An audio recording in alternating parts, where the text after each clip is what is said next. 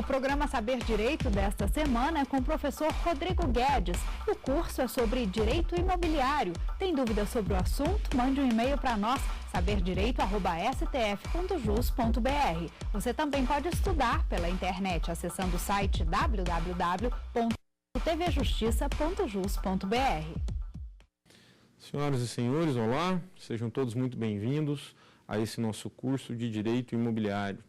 Eu sou o professor Rodrigo de Moura Guedes.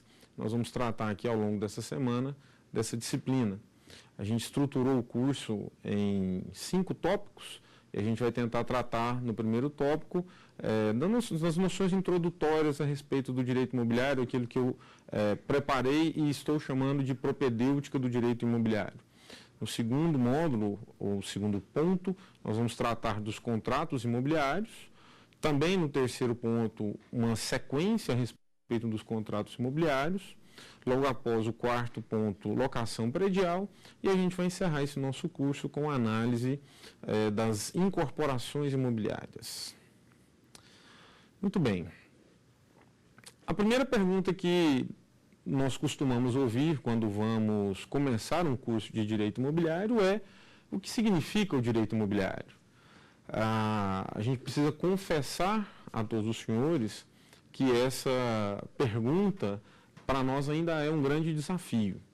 O direito imobiliário talvez ainda esteja engatinhando na sua estruturação em termos de ciência jurídica. Mas os desafios estão aí para serem vencidos, não é? Diversos autores se atreveram a trazer uma definição do que seja o direito imobiliário. Eu quero inverter, talvez, a lógica da nossa aula.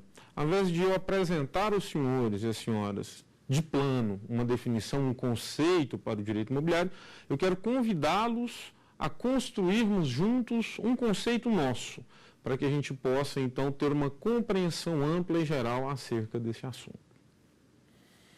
Nesse sentido, eu quero começar analisando o objeto do direito imobiliário. Vejam, senhores, que se pretendemos estruturar o direito imobiliário como um ramo cientificamente autônomo do direito, precisamos então delimitar de forma muito clara qual seja o objeto do direito imobiliário. Bem, objeto do direito, enquanto ciência jurídica, não pode ser outro senão a norma jurídica, com as suas características. Bom, no que tange ao direito imobiliário, quais seriam as normas jurídicas que seriam objeto dessa disciplina jurídica? Bem, a tarefa agora se apresenta um pouco menos complexa, porque veja, se estamos falando em direito imobiliário, o adjetivo imobiliário que qualifica o substantivo direito, nesse caso, nos remete a um tipo de bem jurídico, qual seja o bem imóvel, definido por alguns ainda como o bem de raiz. Então precisamos perceber que a norma jurídica, que vai se apresentar como objeto do direito imobiliário, guarda algum tipo de relação com esse tipo de bem, o bem imóvel. Pois bem, mas o que essa norma, que tem relação com o bem imóvel, no seu núcleo, no seu cerne, disciplina? Ora, as normas jurídicas tendem a disciplinar relações jurídicas. As relações jurídicas são fruto de fatos jurídicos. Nesse nosso aspecto em particular, nós vamos conseguir enxergar um tipo de fato jurídico que nos interessa particularmente, quais sejam os negócios jurídicos. E com muito mais especificidade, os negócios jurídicos que envolvam bens imóveis. Daí porque, então, poder-se-ia dizer que a norma jurídica, que é objeto do direito imobiliário, é exatamente a norma que disciplina os negócios imobiliários. E, por óbvio, disciplina também os efeitos jurídicos produzidos por esses negócios imobiliários. Quando eu digo os efeitos jurídicos produzidos por estes negócios imobiliários, eu estou me referindo aos efeitos meramente pessoais, que vão estabelecer crédito e débito para os sujeitos dessa relação jurídica, mas eu estou me referindo também àqueles efeitos que têm caráter real. Ou seja, eu também estou me referindo aos aspectos que envolvam direitos reais sobre bens imóveis. Percebam, senhores, então, que o objeto do direito imobiliário, em resumo, é a norma jurídica que disciplina os negócios imobiliários e os seus efeitos jurídicos, sejam eles de ordem pessoal, sejam eles de caráter real. Feita essa primeira definição, passamos a uma outra tarefa. Precisamos, então, entender se o direito imobiliário compreende um dos ramos do direito público ou do direito privado. Bem, particularmente, não gosto eu de enfrentar essa discussão, por algumas razões. Talvez a principal delas. Dividir hoje o direito em direito público e direito privado parece ser algo em desuso. A dicotomia do direito em direito público e direito privado cede cada dia mais espaço para a unificação do direito. Então, talvez não seja o caso de dizer, como alguns autores dizem, que o direito imobiliário pertence ao direito público ou que o direito imobiliário pertence ao direito privado. Mas se precisarmos fazer essa análise, vamos encontrar na essência do objeto do direito imobiliário aquelas normas jurídicas que se configuram ou que se aproximam mais do que a literatura jurídica define como o direito privado. Gosto eu de dizer, não direito privado, mas normas supletivas. E isso é verdade. Isso é verdade. As normas jurídicas que constituem o direito imobiliário têm, por vezes, o caráter supletivo, embora não se negue a existência de normas jurídicas que constituem o direito imobiliário, que tenham também o caráter imperativo, isto é, que não possam ser modificadas ou completadas ou afastadas pela vontade e pelos interesses dos particulares sujeitos daquela relação jurídica. Bem, podemos então começar a apresentar e construir um conceito para o direito imobiliário a partir destas duas noções: objeto do direito imobiliário e ramo do direito ao qual pertence o direito imobiliário. Nesse sentido, podemos então dizer que o direito imobiliário corresponde ao ramo do direito privado, constituído, portanto, por normas predominantemente de caráter supletivo, mas também com normas de caráter imperativo, normas estas que disciplinam os negócios imobiliários, bem como os efeitos jurídicos por eles produzidos. Sejam esses efeitos jurídicos meramente pessoais, sejam esses efeitos jurídicos de caráter real. Eis aí uma singela, porém nossa, definição de direito imobiliário, construída a partir da análise destes dois elementos: o objeto do direito imobiliário e o ramo do direito ao qual pertenceria o direito imobiliário. Pois bem, feita esta análise, feita a definição a respeito do que seja o direito imobiliário, estabelecido qual é o objeto do direito imobiliário, precisamos então aprofundar um pouco mais o tema. precisamos analisar a autonomia do direito imobiliário. A esse respeito, é bom que se diga: hoje, o direito imobiliário trava, talvez, uma grande batalha para definir a sua autonomia. Batalha essa que, não nos esqueçamos, já foi travada, melhor dizendo, por diversas outras disciplinas jurídicas, como o próprio direito ambiental. Me recordo que estudava o direito agrário nos cursos de pós-graduação, em especialização e mestrado, e uma grande discussão que surgia era: o direito ambiental tem autonomia frente ao direito agrário? A autonomia do direito agrário já havia sido reconhecida ante a quantidade de cursos que existiam em nosso país disseminando aquele conteúdo. E o direito ambiental nascia. O direito ambiental estava crescendo e entrando em ebulição.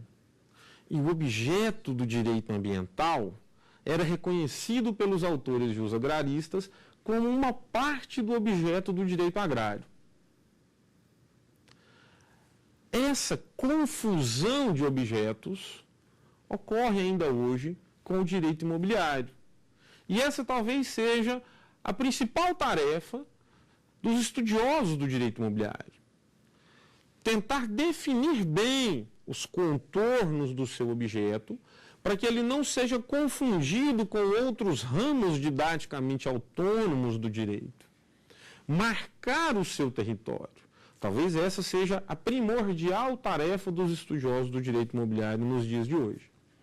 Vejam vocês, voltando àquela discussão do direito agrário e do direito ambiental, para que possamos chegar à discussão do direito imobiliário hoje, os jus-agraristas sempre disseram que o objeto do direito agrário eram as normas jurídicas que disciplinavam a relação do homem com a terra, tendo em vista a produção, mas sem descuidar da conservação do ambiente. Nesse caso, especialmente falando, o ambiente agrário, o ambiente rural. Muito bem. O objeto do direito ambiental, então, eram exatamente as normas jurídicas que disciplinavam as formas de proteção do ambiente. Não só do ambiente rural, do ambiente agrário, mas do ambiente como um todo, e não apenas do meio ou da metade do ambiente. Essa discussão permaneceu e ainda hoje é possível encontrar artigos científicos que apresentam essa divergência entre o que seja o objeto do direito agrário e o que seja o objeto do direito ambiental.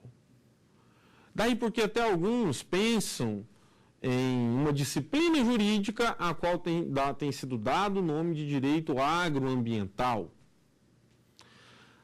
Dilema esse que enfrentamos hoje com relação ao direito imobiliário. Ao dizer que o objeto do direito imobiliário são as normas jurídicas que disciplinam os negócios imobiliários, bem como os efeitos jurídicos por ele produzidos, não podemos nos esquecer que a disciplina negócios imobiliários faz parte de um conteúdo mais amplo, de um conteúdo maior, chamado direito civil. Quando eu falei agora há pouco em relação jurídica, em fatos jurídicos, não nos esqueçamos, relações jurídicas, fatos jurídicos, fazem parte do conteúdo do que chamamos direito civil. Os negócios jurídicos correspondem a uma categoria de fatos jurídicos em sentido amplo. Estamos falando em direito civil. Como enxergar, então, uma autonomia para o direito imobiliário? Por isso, disse eu no começo da minha fala, talvez estejamos ainda engatinhando no que tange ao estudo do direito imobiliário, Mas precisamos fazer esse estudo. Precisamos contribuir, precisamos colaborar para a construção e consolidação deste conteúdo. Vejam os senhores, vejam as senhoras. A autonomia de um ramo do direito ou de uma disciplina jurídica pode ser vista, pelo menos em 4 aspectos. Diria eu aos senhores, autonomia didática, autonomia científica, autonomia legislativa, autonomia jurisdicional.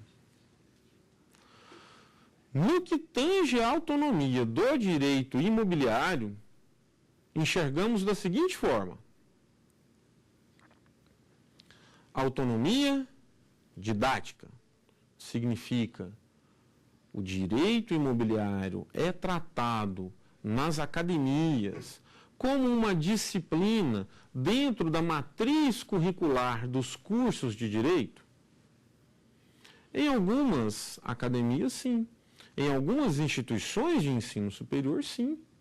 O direito imobiliário hoje, inclusive, é oferecido em nível de pós-graduação. Pós-graduação lato sensu, como especializações, mas pós-graduação. Então é possível, sim, reconhecer a autonomia didática ao direito imobiliário. E a autonomia científica? Se conseguirmos identificar com muita clareza o que seja o objeto do direito imobiliário, podemos concluir, sim, que o direito imobiliário tem autonomia científica.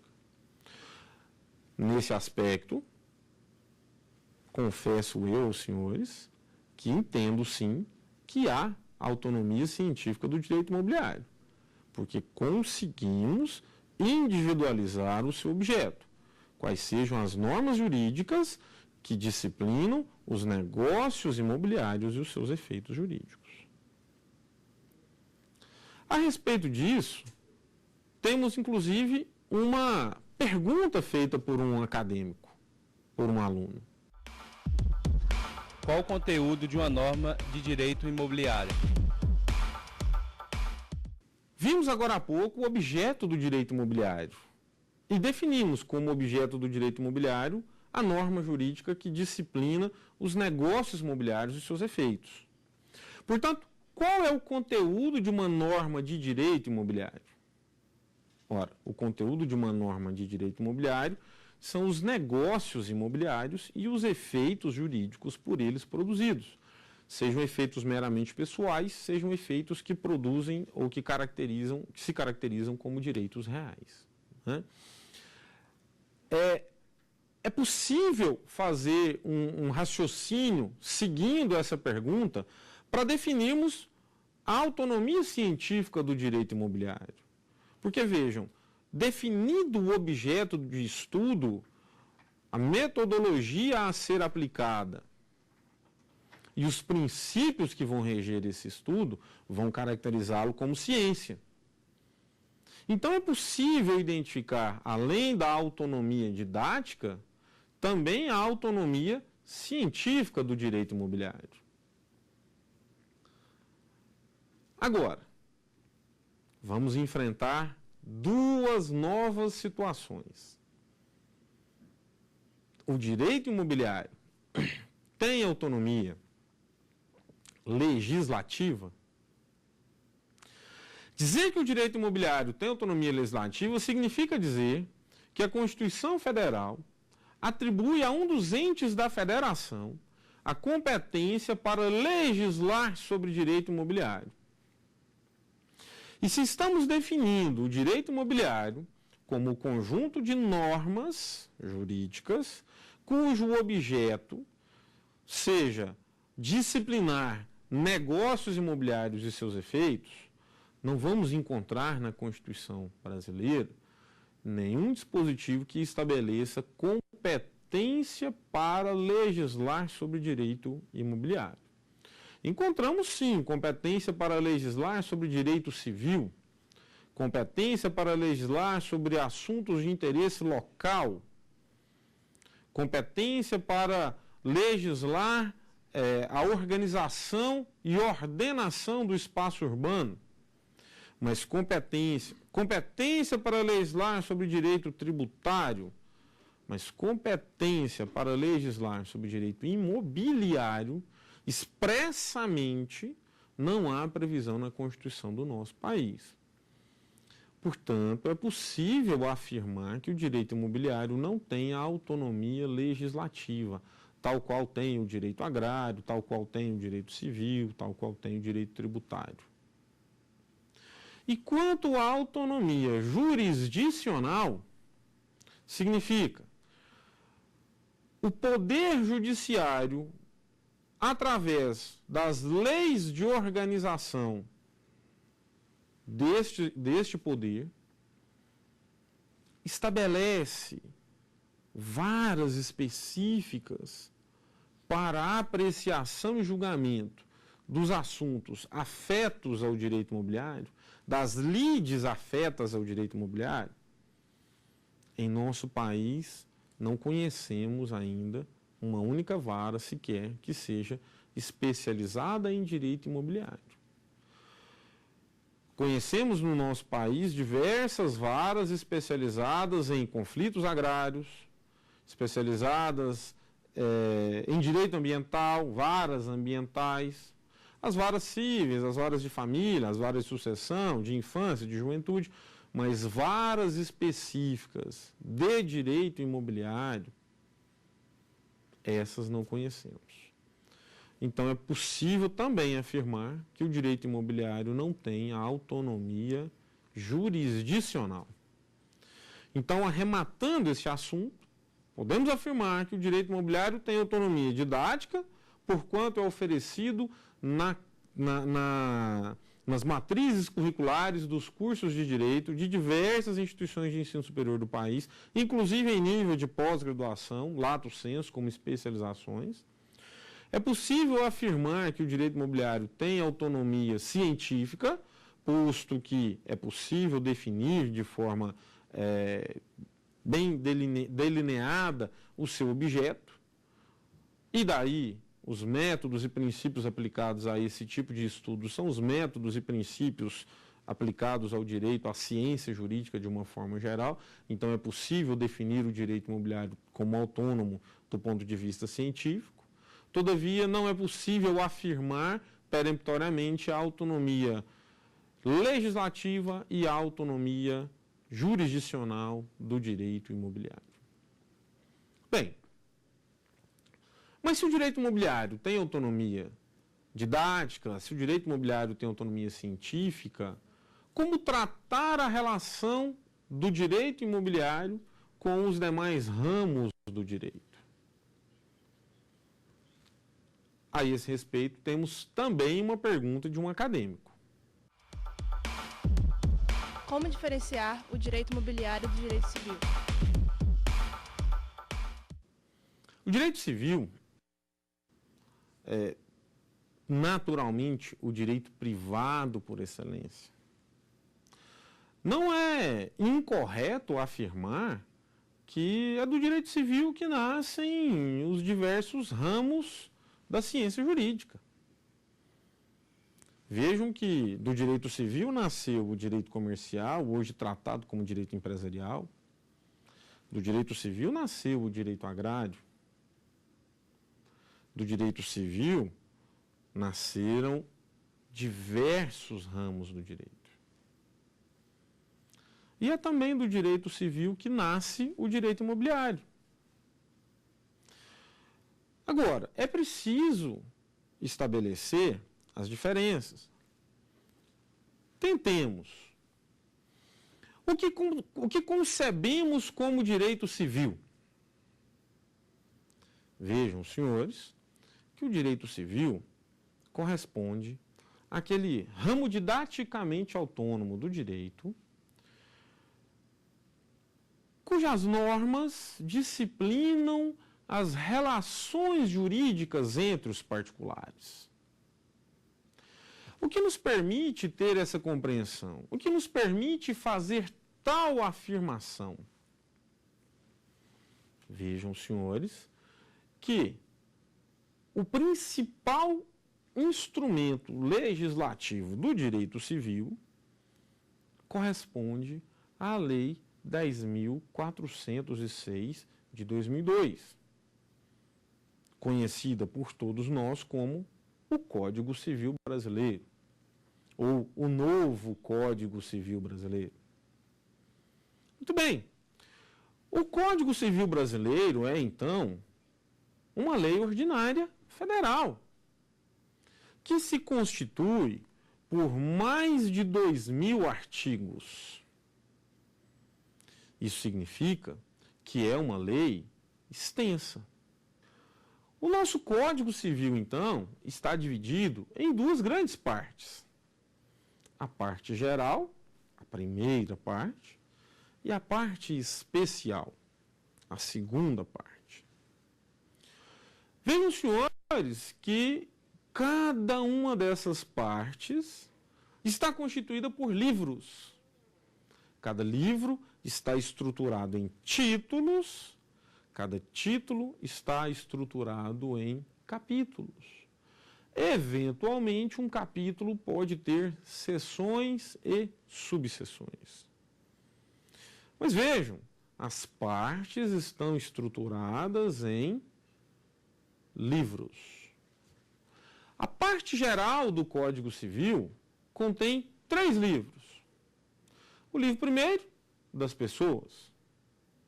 O livro segundo, dos bens. E o livro terceiro, dos fatos jurídicos. Pessoas, bens e fatos jurídicos nos remetem a quê? Ora, vejam, senhores, que as pessoas, os bens e os fatos jurídicos são 3 dos 4 elementos constitutivos de uma relação jurídica. Uma relação jurídica é constituída, então, pelo seu primeiro elemento, elemento pessoal, elemento subjetivo.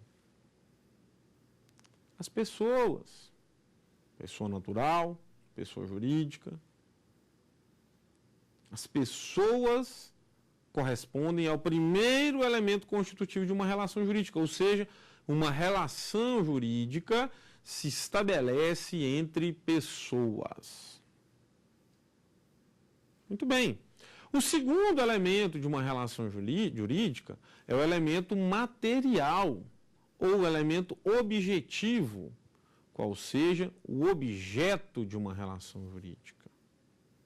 E neste aspecto, uma relação jurídica pode ter como objeto uma prestação ou um bem jurídico.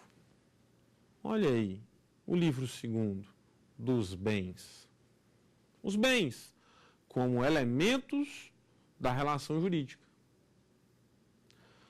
Uma relação jurídica ainda se constitui por um terceiro elemento, chamado elemento imaterial, ou elemento espiritual, que significa, por sua vez, o vínculo jurídico, o liame, a ligação que se estabelece entre os sujeitos, entre as pessoas, tendo em vista um objeto, uma prestação, um bem jurídico.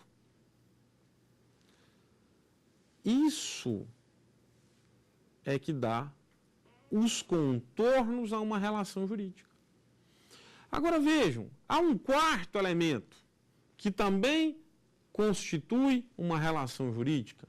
Além do elemento pessoal, além do elemento material, além do elemento espiritual, há o elemento propulsor, ou elemento criador das relações jurídicas. O que é capaz de criar uma relação jurídica? As relações jurídicas são criadas a partir dos fatos jurídicos.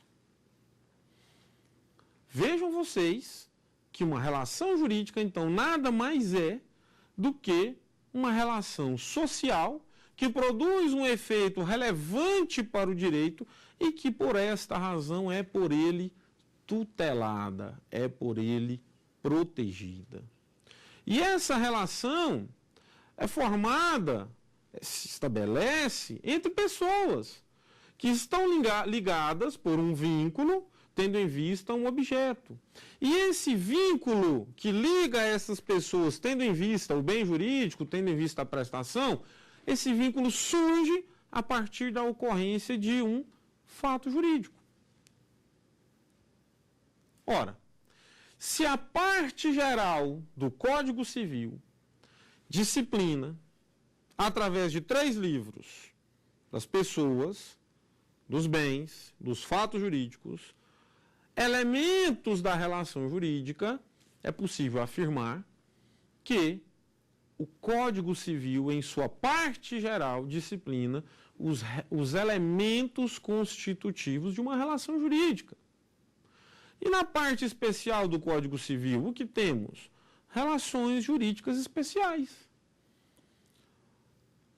O livro do Direito das Obrigações cuida de um tipo especial de relação jurídica chamada de obrigação, a relação jurídica obrigacional, em que o sujeito ativo é um credor, o sujeito passivo é um devedor, em que o objeto é uma prestação positiva ou negativa, dar, fazer ou não fazer, que também se completa pelo vínculo jurídico e que também pode ser criada a partir de fatos jurídicos, tanto de um ato lícito quanto de um ato ilícito. Daí o dever de ressarcir ou reparar as perdas e danos, a responsabilidade civil. Então vejam, senhores, que o arcabouço legislativo que caracteriza o direito civil sinaliza a nós todos que o direito civil tem como objeto as normas jurídicas que disciplinam as relações jurídicas, de uma forma geral, entre os particulares, estabelecendo obrigações, estabelecendo direitos reais, estabelecendo os vínculos de parentesco, estabelecendo as consequências do falecimento e da sucessão hereditária. Esse é o objeto do direito civil. São normas jurídicas que disciplinam as relações jurídicas entre os particulares, de uma forma geral e de algumas formas especiais. Muito bem. Se definimos o direito imobiliário como o ramo didaticamente autônomo do direito, constituído por normas jurídicas que disciplinam os negócios imobiliários e os seus efeitos jurídicos, sejam eles meramente pessoais, tenham eles caráter real, conseguimos então estabelecer um divisor de águas entre o direito civil e o direito imobiliário. Não podemos negar, e não estamos aqui negando, a influência forte que o direito imobiliário sofre do direito civil.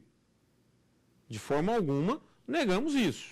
Até porque, como dissemos agora há pouco, o direito imobiliário nasce do direito civil, mas dele se desprende e passa a ter uma vida própria. Do ponto de vista didático, do ponto de vista científico, com autonomia, com independência com relação ao direito civil. Mas, ainda que sejam ramos didaticamente, cientificamente independentes, autônomos, é claro que em alguns momentos haverá uma ligação entre eles. É claro que em alguns momentos haverão pontos de convergência entre o direito civil e o direito imobiliário. Isso é uma certeza. Fato é que o direito imobiliário apresenta um conteúdo amplamente interdisciplinar. Vejam que é possível identificar dentro do direito imobiliário aspectos que o aproximam do direito administrativo. Quando falamos, por exemplo, na desapropriação de um imóvel urbano, E aqui faço um recorte do imóvel urbano para não confundir e não misturar o direito imobiliário com o direito agrário, porque aí a desapropriação do imóvel rural, a desapropriação por interesse social para fim de reforma agrária, cujo objeto é o imóvel rural, é assunto pertinente ao direito agrário e não ao direito imobiliário. Mas vejam, a desapropriação de um imóvel urbano. Ora, desapropriação, por natureza, é um instituto jurídico inerente ao chamado direito administrativo. As suas regras estão ali delineadas. Especialmente se falarmos em uma desapropriação por utilidade ou por necessidade pública. Agora, vejam, é extremamente comum nas demandas judiciais de desapropriações que o expropriado não concorde com o preço de avaliação de seu imóvel, preço este atribuído pelo ente expropriante. Aí haverá um nichozinho, um pontozinho de interseção.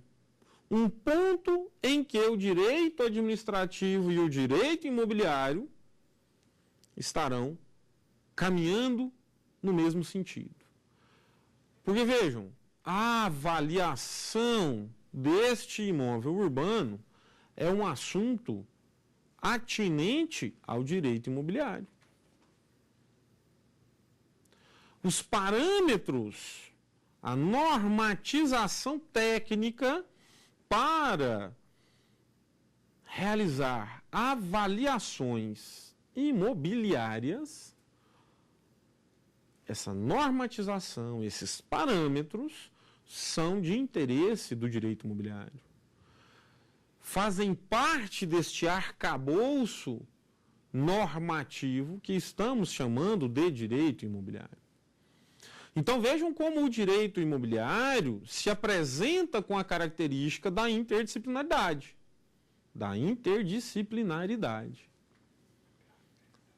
Tangenciamos agora há pouco o direito civil, vimos como o direito imobiliário nasce do direito civil. Falamos em negócios imobiliários, falamos em fatos jurídicos. Agora falamos em avaliação imobiliária, em desapropriação de imóveis urbanos. E por aí afora vai. Se formos falar, por exemplo, do exercício do direito de propriedade sobre um imóvel urbano, ora, exercer o direito de propriedade sobre um imóvel urbano pode perfeitamente se configurar como um assunto inerente ao direito imobiliário.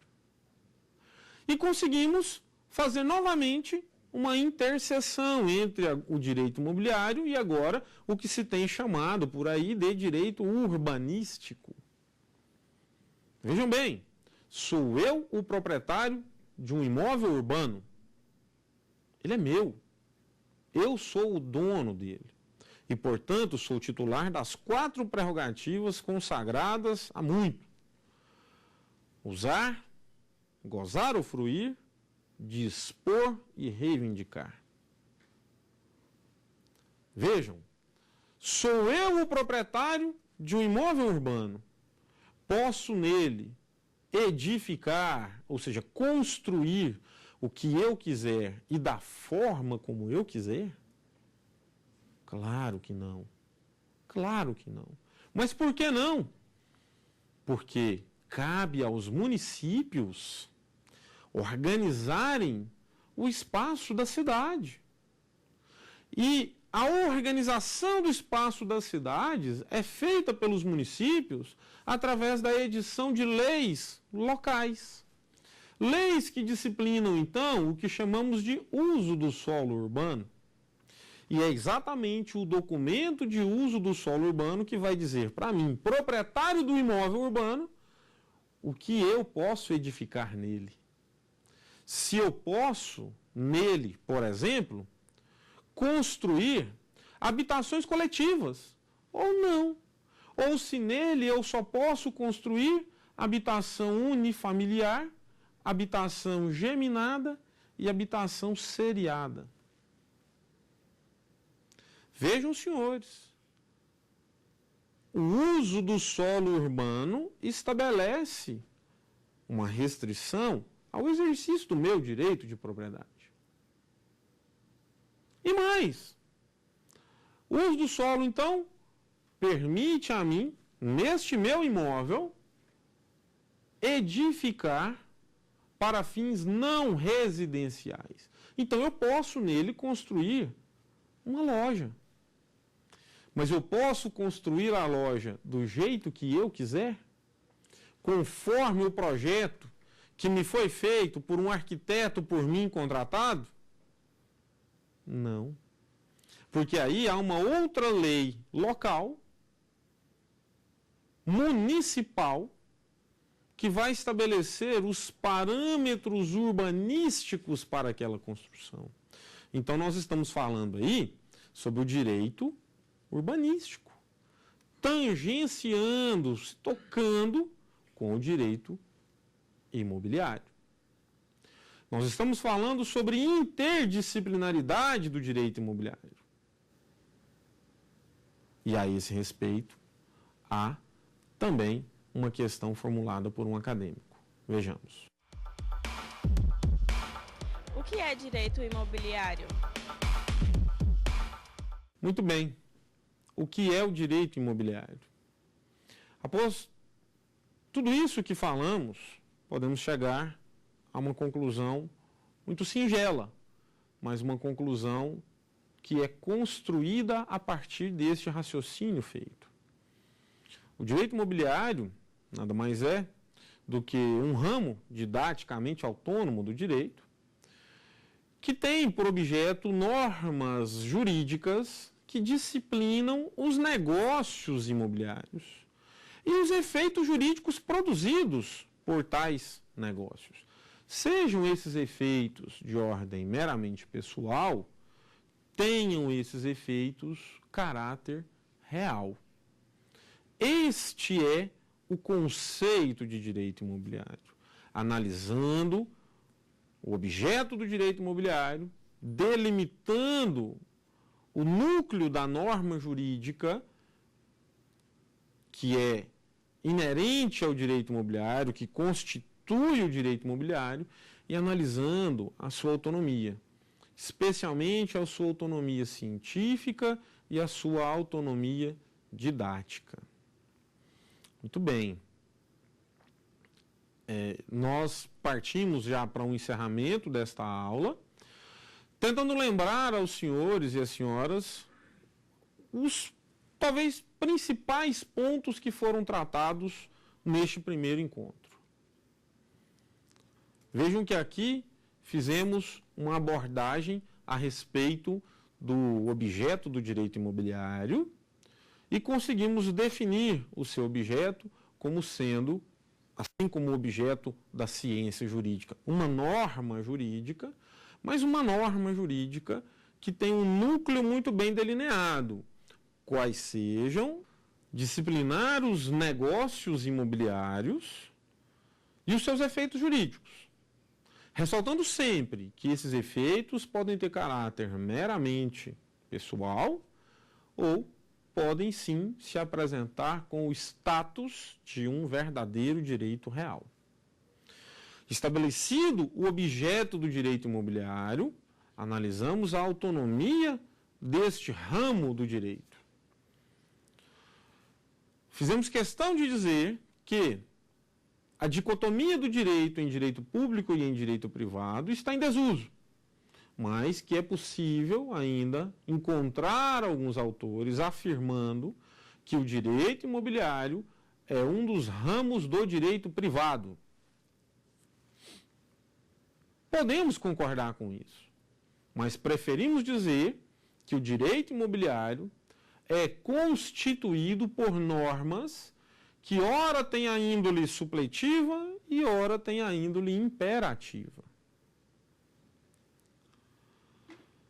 Dissemos mais. Dissemos que o direito imobiliário tem autonomia didática, tem autonomia científica, mas não tem autonomia legislativa, não tem autonomia jurisdicional ainda. Ainda, por se tratar de um ramo do direito que está construindo o seu espaço, um ramo do direito que, se não está engatinhando, está ainda dando os primeiros passos mais equilibrados. Ainda há muito para ser construído no âmbito do direito imobiliário. E esta construção vem a partir do estudo, a partir da disseminação deste assunto, tanto na academia quanto nas lides forenses. Dissemos mais, dissemos que o direito imobiliário nasceu do direito civil, mas que hoje conseguimos delimitar bem o objeto do direito imobiliário e afastá-lo do objeto do direito civil.